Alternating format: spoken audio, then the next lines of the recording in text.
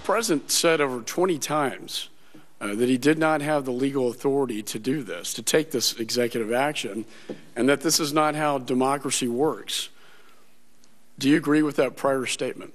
I've looked at various excerpts of remarks by the president concerning his legal authority to act. I do not believe that what we have done is inconsistent with that. So House Homeland Security Committee Chair Michael McCaul grilling DHS Secretary Jay Johnson over the legality of the president's action on immigration. Secretary Johnson personally helped the president draft that order. What about that? South Carolina Congressman Trey Gowdy, member of the House Judiciary Committee, which also held an immigration hearing yesterday afternoon. You're a prosecutor. Good morning to you. And I just want to know, how do you read the law on whether he had the legal authority? Well, you know, I asked Jay Johnson several months ago whether or not there were any limits to prosecutorial discretion, and he confessed then that there are, and he confessed that because he's also a former prosecutor, and he knows that there are limits to prosecutorial discretion, but apparently, Bill, there are no limits to what you can do in the realm of politics, and that is what is so cynical and frustrating to some of us. You have a con law professor who admits he lacks the power to do something, but because of political expediency and the elections are over and he's never going to be on the ballot again, he goes ahead and does it anyway. That is very dangerous. Lay politics aside, it is dangerous to any country that is grounded in respect for the rule of law. But based on the law, it appears that he went a certain length on his executive order and then refrained from doing other things to keep it within the bounds of the law. That's what the White House would argue. Is the White House right or not? No, sir, they're not right.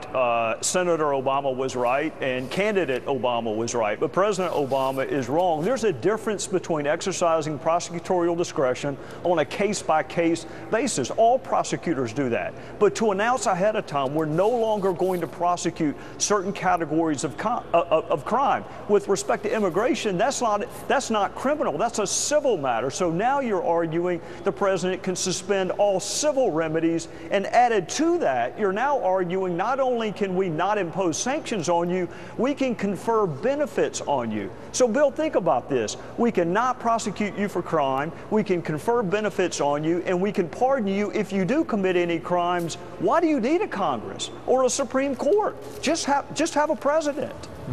What are Republicans prepared to do on this? That's a great question.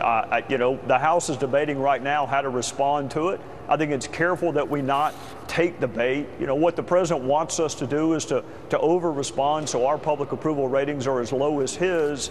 My personal preference in terms of strategies is for the Senate to use advice and consent. You just spoke about ambassadors who can't find the country they're going to on a globe.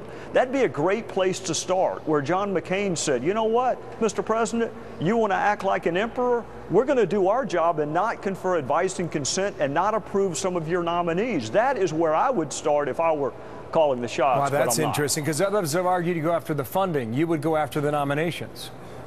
Well, I would do both, but the funding gets into a shutdown debate, which we historically have never won.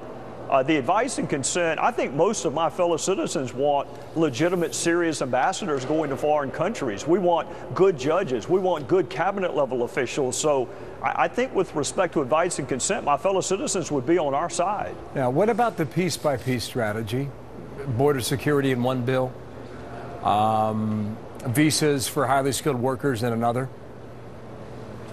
Yeah, we passed 4 bills, and Homeland Security passed a 5th, and you know, I had a bill which provides internal security, which is also very important. So is E-Verify. I continue to believe that that is the right route to go. But Bill, you followed Washington longer than I have.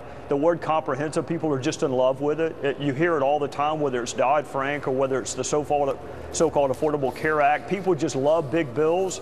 They're horrible. They're dangerous. You get the Grobers of the world when you get big bills. I would rather go step by step. But, you know, in candor, if there were a Democrat on with me, he would say, look, Gowdy, you've got 5 bills. Why don't you put them on the floor for a vote? And that person would be right. We should vote on them. Yeah. Trey Gowdy, thank you for your time. Grober's hearing is Tuesday morning, by the way, 9 o'clock Eastern time. That'll be interesting. We'll talk to you again very soon. Thank you, sir. Yes, sir. 21 past.